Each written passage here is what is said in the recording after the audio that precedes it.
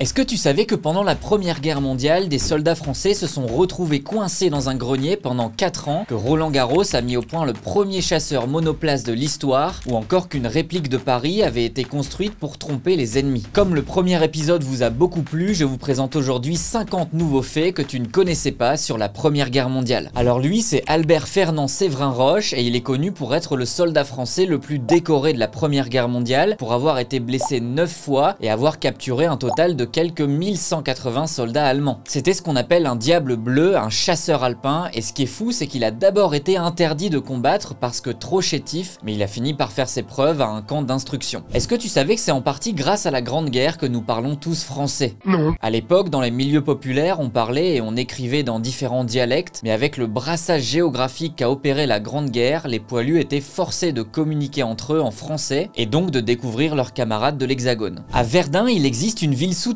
qui a servi de base arrière pour les soldats de la Grande Guerre. Cette citadelle de 7 km de long pouvait accueillir 2000 hommes, elle servait de refuge, de poste de commandement et de base de ravitaillement. Et attention, tiens-toi bien, elle se composait de 6 magasins à poudre, 7 magasins de munitions, une boulangerie, un moulin, une centrale téléphonique et télégraphique, des machines élévatrices d'eau pour la ville et les forts, des cuisines et de vastes magasins. Et lors de la bataille de Verdun de 1916, la citadelle souterraine a accueilli jusqu'à 10 000 soldats et les fours à pain ont produit 28 000 rations par jour. Les premiers vols d'avion ont eu lieu en 1903 et c'est le 5 octobre 1914 qu'aura lieu le premier combat aérien de l'histoire. À l'époque, les avions étaient surtout prévus pour l'observation et la reconnaissance parce que l'armement était de mauvaise qualité, mais quand même, imagine la tête des soldats au sol quand ils ont vu la première victoire aérienne. Est-ce que tu sais ce que ça veut dire bastos? Eh bien, c'est un mot d'argot qui signifie balle et il a été importé en France par les troupes venues d'Afrique du Nord. En fait, le paquet de 8 cartouches pour fusil ressemblait alors au paquet de cigarettes de la marque Bastos installé à Oran en Algérie. L'expression gueule cassée désigne les survivants de la Première Guerre mondiale qui ont subi une ou plusieurs blessures au combat et qui ont été aussi affectés par des séquelles physiques graves, notamment au niveau du visage. Elle fait référence aussi à des hommes profondément marqués psychologiquement par le conflit et qui n'ont pas pu regagner complètement une vie civile ou qui ont dû être internés à vie pour les cas les plus graves. Le maréchal Messimy a écrit ces mots concernant les troupes d'outre-mer. Je laisse à ceux qui me liront le soin de réfléchir à ce qu'auraient été les événements si les généraux n'avaient pas eu à leur disposition ces troupes d'élite pleines d'élan et fraîches, s'ils avaient pu remporter de justesse les 2 succès qui décidèrent du sort de la bataille décisive et de la France. Suite à la déroute française lors de la bataille des frontières, l'une des toutes premières batailles, 2 poilus se sont retrouvés derrière les lignes allemandes, trouvant refuge dans un grenier de quelques mètres carrés pour reprendre des forces. Ils y restèrent jusqu'au 18 novembre 1918 après 1526 jours d'enfermement. Ils se sont cachés seuls, affamés et dans le froid, avec des Allemands vivant en dessous d'eux. L'occupation du village par les troupes allemandes les força en effet à prolonger sans cesse leur séjour, un séjour qui durera finalement 4 ans, toute la durée de la guerre. De 1917 à 1919, une sculptrice américaine installée à Paris s'est chargée de réparer les gueules cassées, c'est-à-dire le visage des soldats défigurés au combat pendant la Première Guerre mondiale. Anna Coleman Ladd a ainsi fabriqué des masques sur mesure pour 185 soldats, leur permettant d'oser à nouveau se montrer en public. Elle a reçu la Légion d'honneur, on a même récupéré des images et c'est vraiment un travail impressionnant. Est-ce que tu connais le rideau de fer de la Première Guerre mondiale? Début 1915, une clôture électrique a été érigée sur près de 200 km à la frontière entre la Belgique et les Pays-Bas. Avec une tension de 2000 volts, un simple contact suffisait à tuer un homme. Près de 800 personnes y auraient d'ailleurs perdu la vie. Son but était d'empêcher les citoyens belges de fuir aux Pays-Bas, pays neutre. Avant de poursuivre sur le prochain fait, n'hésite pas à t'abonner, à mettre un petit like et à commenter pour nous soutenir, ça fait toujours très plaisir. Et puis si tu veux parler de notre chaîne autour de toi, à ta famille, tes potes, etc., n'hésite pas aussi, c'est toujours cool. La Première Guerre mondiale a vu l'essor des armes chimiques. Alors si les attaques au gaz avaient été interdites par une conférence internationale, l'accord est brisé en 1915. Voici une petite liste des armes chimiques qui ont été utilisées. On a par exemple le gaz lacrymogène dans des grenades, on a aussi des obus à fragmentation remplis d'agents irritants. Tu as peut-être aussi entendu parler du dichlore, un gaz jaune-vert 2,5 fois plus dense que l'air, avec une odeur suffocante et extrêmement toxique. Il réagit avec l'eau présente dans les muqueuses et les poumons pour former des acides qui détruisent les tissus. Tu as aussi le phosgène allié au chlore, difficilement détectable du fait de son odeur très similaire à celle de la terre. Ce mélange de gaz est une arme efficace pour asphyxier les troupes adverses. Surnommée l'étoile blanche, cette combinaison est plus mortelle que le chlore. Le phosgène est responsable de 85% des tués par arme chimique au cours de la Première Guerre mondiale. Et puis enfin le gaz moutarde que tu tu connais, surnommée gaz croix jaune par les Allemands et hyperite par les Français. Cette arme a pour vocation d'infliger de graves brûlures chimiques aux yeux, à la peau et aux muqueuses, y compris à travers les vêtements et le caoutchouc des bottes et des masques. Les Diables Bleus, c'est aujourd'hui le nom des différentes équipes de sport de l'université de Duke en Caroline du Nord, et en fait ce nom fait référence aux chasseurs alpins français qui avaient ce surnom et avaient impressionné les militaires américains par leur courage pendant la Première Guerre mondiale. Régulièrement en première ligne, Albert Fernand Séverin-Roche se trouve un jour être le seul survivant de sa position, tous ses camarades ont été tués. Il positionne alors tous les fusils vers l'ennemi avec lesquels il tire alternativement. Il fait alors croire à l'ennemi à la résistance d'une garnison et l'ennemi décidera alors de battre en retraite. Le film Les Sentiers de la Gloire, réalisé en 1957 par Stanley Kubrick, a été interdit en Suisse et boycotté sans même être soumis à la commission de censure en France. Le film sorti dans l'Hexagone seulement 18 ans plus tard, en fait s'inspirant de faits réels, le film décrit comment un régiment français a dû se lancer dans une attaque suicide, puis a risqué d'être fusillé pour ne pas avoir suivi les ordres. Est-ce que tu savais que des fléchettes avaient été utilisées pendant la Première Guerre mondiale comme moyen de bombardement au-dessus des tranchées? Ces flèches sont 10 fois plus meurtrières que des flèches traditionnelles. Quand elles atteignent une vitesse assez élevée, elles sont aussi mortelles qu'une arme à feu et peuvent percer le casque et le crâne. Si tu pouvais remonter le temps, est-ce que tu tuerais Hitler? Eh bien sache que Henry Tanday, soldat britannique le plus décoré de la Seconde Guerre mondiale, mort en 1977, a dû faire de nombreuses nuits d'insomnie. Parce qu'en effet, il aurait laissé la vie sauve à un soldat blessé et désarmé, Adolf Hitler. Hitler lui-même confirma les faits, mais certains historiens en doutent et pensent qu'Hitler aurait pu juste faire ça pour renforcer son mythe. Pendant la Première Guerre mondiale, certains soldats utilisèrent de l'urine comme masque à gaz pour se protéger contre les armées qui les attaquaient au chlore. Ils trempaient des chaussettes ou des chiffons dans de l'urine et s'en couvraient le visage, parce qu'en fait l'ammoniac de l'urine réagit avec le chlore et le rend moins nocif. Les tirailleurs sénégalais se mettent en valeur dans de nombreuses batailles et surtout lors de la bataille du Chemin des Dames en avril 1917, au cours de laquelle ils perdent plus de 7000 tués sur 16 500 engagés. Et ça fait à peu près le quart de leur perte totale au cours de la guerre. Est-ce que tu sais pourquoi on appelle un char d'assaut un tank en anglais? Parce que oui, la traduction littérale de tank, c'est normalement réservoir ou citerne. Et en effet, pendant la Première Guerre mondiale, les Anglais, créateurs du concept, l'ont baptisé comme ça pour tromper les espions ennemis, faisant croire qu'ils étaient en train de construire de banales et inoffensives citernes d'eau tractée. Les monuments aux morts en Alsace-Moselle, contrairement au reste de la France, ne possèdent pas le traditionnel mort pour la France, pour les soldats de la Première Guerre mondiale, mais l'inscription à nos morts. En fait, faisant partie de l'Allemagne jusqu'en 1918, les soldats morts combattaient alors pour l'Allemagne et avaient donc leur nationalité. En parlant de morts, la Première Guerre mondiale a eu un impact considérable sur la société française. Plus de 600 000 femmes seront veuves de guerre et on comptera près d'1 million d'orphelins en France. De nombreuses familles françaises de l'époque ont été directement concernées par cette catastrophe et il y a d'ailleurs de grandes chances que la tienne l'ait été aussi, si tu avais de la famille dans le pays au début du XXe siècle. Et pour le savoir, laisse-moi te présenter le sponsor de cette vidéo qui peut t'aider à le découvrir. MyHeritage, c'est le service d'histoire familiale numéro 1. Il s'agit d'un site d'arbre généalogique intuitif et facile à utiliser qui te permet de trouver rapidement tes ancêtres dans le monde entier. Sur MyHeritage, tu trouveras des informations sur les membres de ta famille grâce à l'immense base de données et grâce aux plus de 19 milliards de documents historiques recensés. Tu pourras alors apprendre ce qu'ils faisaient, comment ils vivaient, qui ils fréquentaient et bien d'autres faits intéressants. En entrant quelques informations, le site retrace ton arbre généalogique et te permet de remonter le temps, c'est fascinant. Regarde un petit peu comme c'est simple. J'ai moi-même pu remonter jusqu'en 1765 et découvrir que certains de mes ancêtres étaient originaires de Bousbecque, une petite ville située à côté de la Belgique, et que ma cousine au second degré y vivait. Alors sur le site, tu peux aussi utiliser l'outil découverte et ajouter une branche entière à ton arbre en un clic. En plus de ça, MyHeritage te permet même de trouver des photos de tes ancêtres. Par exemple, j'ai trouvé ces photos incroyables de mon arrière-arrière-arrière-grand-père qui est né en 1846. Je trouve ça fou. Avec cet outil, tu peux même également colorier, réparer et même animer de vieilles photos de tes proches, c'est absolument incroyable. Alors n'hésite pas à construire ton propre arbre généalogique et à faire des recherches sur l'histoire de ta famille. Avec MyHeritage, c'est super intéressant et super facile à utiliser. En plus de ça, tu bénéficies d'une période d'essai gratuite de 14 jours en cliquant sur le lien dans la description. Merci encore à MyHeritage pour avoir sponsorisé cette vidéo et on peut poursuivre tout de suite. En Angleterre, une tradition de la Première Guerre mondiale veut que les sous-marins aient ayant réussi leur mission rentrent avec le pavillon du Jolly Roger,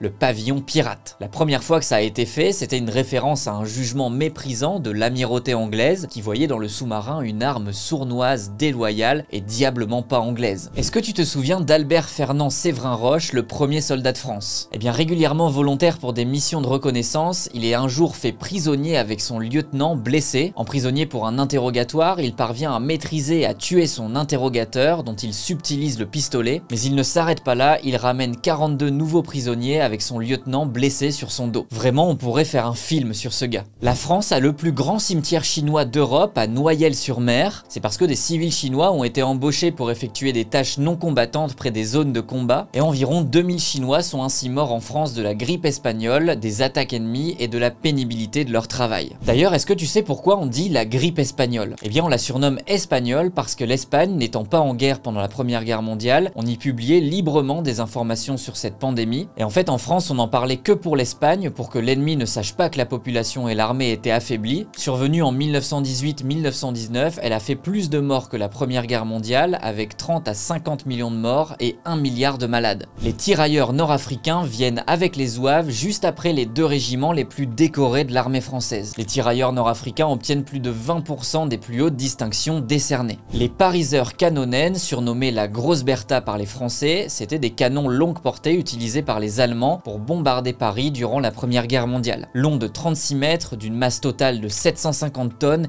et d'une portée maximale de 120 km, ils n'avaient qu'une durée de vie de 65 tirs. Les projectiles pouvaient avoir un temps de vol dépassant les 3 minutes et atteindre les 40 km d'altitude. C'est fou. C'est en 1917 que les Américains s'engagent dans la guerre sous le cri de Lafayette, nous voilà. Pour la première fois de leur histoire, les États-Unis se sont engagés dans un conflit important extérieur au territoire américain. On estime au total que 4 355 000 soldats américains ont été mobilisés pour un total de 116 516 hommes perdus et 206 000 blessés. Si t'étais général, est-ce que tu serais aussi cruel que Réveillac? Le général français Géraud Réveillac n'ordonnait le retrait de ses troupes que quand un quota de morts était atteint et a ordonné le bombardement de ses propres lignes pour inciter ses soldats à sortir des tranchées. Stanley Kubrick s'en serait inspiré pour un des personnages du film Les Sentiers de la Gloire. Pendant la Première Guerre mondiale, certains paysans allemands et français labouraient leurs champs avec des éléphants. En fait, l'armée réquisitionnait les animaux des agriculteurs et donc ils ont emprunté les pachydermes aux cirques alentours, ce qui permettait aussi aux animaux de pratiquer une activité physique. Je t'ai déjà parlé plusieurs fois d'Albert Fernand Séverin Roche, et bien ce n'est pas fini. Lors d'une offensive de la bataille du Chemin des Dames, son capitaine est grièvement blessé et agonise entre les lignes. Albert rampe alors sous le feu des ennemis au péril de sa vie pendant 6 heures pour le rejoindre, le récupérer, puis encore 4 heures pour le ramener avant de le confier au brancardier. Épuisé, il s'endort alors dans un trou de guetteur. Il est réveillé par une patrouille qui le prend pour un déserteur. Abandon de poste sous le feu, fusillé dans les 24 heures. Malgré ses dénégations, sans témoin et en période de mutinerie, il est envoyé au cachot en attente de l'application de la sentence. Il écrit alors à son père: « Dans 1 heure, je serai fusillé, mais je t'assure que je suis innocent. » Il est alors emmené au peloton d'exécution qui s'apprête à faire sa besogne lorsqu'une estafette l'interrompt. Le capitaine est sorti juste à temps de son coma et apporte son témoignage, le disculpant. Albert sera nommé chevalier de la Légion d'honneur. Raymond Saulnier et un certain Roland Garros mirent au point la mitrailleuse embarquée et le tir à travers l'hélice. Roland Garros achève en janvier 1915 la mise au point du tout premier chasseur monoplace de l'histoire, armé d'une mitrailleuse tirant dans l'axe de l'avion à travers le champ de rotation de l'hélice. Adolf Hitler n'a officiellement pas eu d'enfant, mais le français Jean-Marie Lauré, qui est mort en 1985, est selon sa mère son fils caché. Durant la Première Guerre mondiale, le caporal Hitler aurait eu une relation amoureuse avec elle, qui aurait donné naissance à cet enfant. Malgré une certaine ressemblance physique, les protagonistes refusent tout test ADN, notamment les enfants de Lauré. L'histoire ne peut être invalidée parce qu'elle est chronologiquement valide et la vérité ne sera probablement jamais connue. Durant la Première Guerre mondiale, le directeur des services secrets britanniques a découvert que le sperme pouvait servir comme encre invisible parce qu'il ne réagissait pas aux moyens de détection connus. Les agents adoptèrent alors la devise « Every man his own stylo », chaque homme a son propre stylo. Après la guerre, on parle des tirailleurs algériens et sénégalais avec les plus grands éloges. Un baron écrit en 1924 « Le rôle joué pendant la Grande Guerre par les indigènes algériens a été grand, leur sang s'est mêlé au sang français sur tous les champs de bataille, leur acquérant des droits légitimes par des sacrifices communs. » Dans le film Joyeux Noël de Christian Carion, on aperçoit un chat circulant dans les tranchées alors que les soldats négocient une trêve pour Noël. En réalité, ce chat a bien existé. Il a été considéré comme un espion et fusillé par l'armée française. Le réalisateur ne mit pas la scène d'exécution dans le film, craignant de ne pas être crédible et d'ajouter trop de violence. Au total, le nombre de tués parmi les troupes coloniales est estimé à plus de 70 000, dont environ 36 000 maghrébins et 30 000 sénégalais. Les taux de perte calculés par rapport au nombre de combattants réellement engagés, soit 450 000, sont de 16% au total, 19% pour les maghrébins et 23% pour les sénégalais. Est-ce que tu savais que le nom du fromage la vache qui rit venait de la Première Guerre mondiale? Léon Bell, créateur de la marque, était alors conducteur d'un camion de ravitaillement de viande pour le front, sur lequel avait été dessiné un bœuf rouge riant et l'inscription Valkyrie pour se moquer des Allemands et de leurs Valkyries, des vierges guerrières de la mythologie nordique. Et en fait, il va reprendre cette idée pour sa marque de fromage. Au cours de la Première Guerre mondiale, les forces françaises ont créé un faux Paris pour tromper les bombardiers allemands. La ville était constituée de lumières, de faux rails et de faux bâtiments. Le projet n'a toutefois pas été achevé avant la fin de la guerre. Sur les archives, on peut voir qu'ils avaient reconstruit à côté de Paris les grandes allées lumineuses et les rails des gares. Le soldat Stubby a été promu durant la Première Guerre mondiale sergent et décoré de la médaille de la bataille de Verdun. Mais en fait, Stubby, c'était un chien. Il servit dans les tranchées sur le chemin des dames et multiplia les prouesses. Il arrivait à prévenir les attaques d'obus et au gaz. Il retrouvait les soldats blessés sur le No Man's Land et a fait capturer un espion allemand qui se cachait. Une légende raconte aussi qu'il aurait sauvé la vie d'une jeune femme qui allait se faire écraser par une voiture. Bref, une belle histoire. Le célèbre logo de Ferrari en forme de cheval cabré est dû à l'admiration que vouait Enzo Ferrari à un pilote de chasse, Francesco Baracca, mort de la Première Guerre mondiale. L'étalon cabré apparaissait sur la carlingue de son avion. Si le tournoi de tennis de Roland-Garros porte ce nom, c'est parce que le Stade français, club de rugby, a cédé le lieu actuel Porte d'Auteuil à la Fédération française de tennis en 1928 pour y construire un stade, à la condition qu'il porte le nom d'un de ses membres. C'est Roland Garros qui fut choisi, décédé 10 ans plus tôt pendant des combats aériens de la Première Guerre mondiale. Il a aussi été le premier à réussir la traversée de la Méditerranée le 23 septembre 1913. Le traité de Versailles, c'est un traité de paix signé en 1919 entre l'Allemagne et les Alliés. Il annonce la création de la Société des Nations et détermine les sanctions prises à l'encontre de l'Allemagne et de ses alliés. Les ennemis des faits se retrouvent amputés de territoire, privés de leurs colonies, astreints à de lourdes réparations économiques et à d'importantes restrictions militaires. Otto Dix, c'est l'un des peintres phares de la Première Guerre mondiale. Allemand, il se porte volontaire pour partir sur le front et il participe à de nombreuses campagnes. En sortant de cette guerre, il essaye d'oublier les horreurs traumatisantes vécues pendant celle-ci en peignant des tableaux devenus célèbres. Il dira d'ailleurs au sujet de la guerre: pendant des années, pendant 10 ans au moins, j'ai rêvé que je devais ramper à travers des maisons en ruine, à travers des couloirs où je pouvais à peine passer. Les ruines étaient toujours présentes dans mes rêves. Dans un message adressé à la France musulmane à l'occasion de la nouvelle année de l'Hégire en janvier 1942, le général de Gaulle rappelle que la France musulmane, du Niger à Casablanca, a grandement contribué à la victoire de la France pendant la guerre de 1914-1918. Augustin Trébuchon est un soldat français de la Première Guerre mondiale. Enrôlé en septembre 1914, il survit pendant toute la guerre, mais le 11 novembre à 10h55, alors qu'il portait un message à son capitaine, il reçoit une balle dans la tête. Il meurt donc 16 minutes avant l'heure du cessez-le-feu décidé par l'armistice du 11 novembre 1918 à 11h11. Il est officiellement le dernier mort français de la Grande Guerre. New York célébra la fin de la Première Guerre mondiale d'une façon assez spéciale. Une énorme pyramide de casques à pointe fut érigée devant la Grand Central Station. Pendant les négociations du traité de Versailles, un économiste tire la sonnette d'alarme. John Maynard Keynes soutient que les indemnités demandées à l'Allemagne sont exagérées et qu'elles empêcheront le pays de se relever. Il appuie l'idée que ce traité sera un facteur de ressentiment et donc un facteur de risque pour le futur. Dans les années qui suivront, un homme politique allemand s'opposera avec ferveur à ce traité qui a fait reposer la guerre et toutes ses conséquences sur les épaules de l'Allemagne. Cet homme, vous le connaissez, c'est Adolf Hitler. Est-ce que tu savais que personne n'était mort le 11 novembre? Alors en fait, c'est vrai et faux. Il existe sur la tombe de certains soldats français tués à la fin de la Première Guerre mondiale une erreur volontaire de date. En effet, pour ne pas entacher le caractère sacré de l'armistice, tous les soldats tués le 11 novembre 1918 furent considérés comme décédés la veille, le 10 novembre. Et c'est le cas d'Augustin Trébuchon par exemple. Et puis dernier fait, l'armistice est signé le 11 novembre 1918. Il reconnaît la victoire des Alliés et la défaite de l'Allemagne. Prévu pour durer 36 heures, il sera renouvelé. Le cessez-le-feu est effectif à 11 heures. Il entraîne dans l'ensemble de la France des volées de cloches et des sonneries de clairons. Et il annonce la fin d'une guerre qui a fait pour l'ensemble des belligérants plus de 18,6 millions de morts, d'invalides et de mutilés, dont 8 millions de civils. Merci d'avoir suivi cette vidéo et d'être resté jusqu'à la fin. Merci également à MyHeritage pour avoir sponsorisé cette vidéo. Je vous invite à cliquer sur le lien dans la description pour profiter de l'offre. Les 14 premiers jours sont gratuits, alors foncez. Si vous avez aimé cette vidéo et que vous en voulez encore plus, sachez qu'il y a quelques semaines j'ai sorti le premier épisode de 50 faits sur la Première Guerre mondiale, donc n'hésitez pas. N'oubliez pas de vous abonner à la chaîne si ça vous plaît et de nous laisser un petit like, ça nous aide beaucoup pour le référencement. Et dans tous les cas, ça change pas, on sera de retour la semaine prochaine avec un tout autre sujet. Ciao!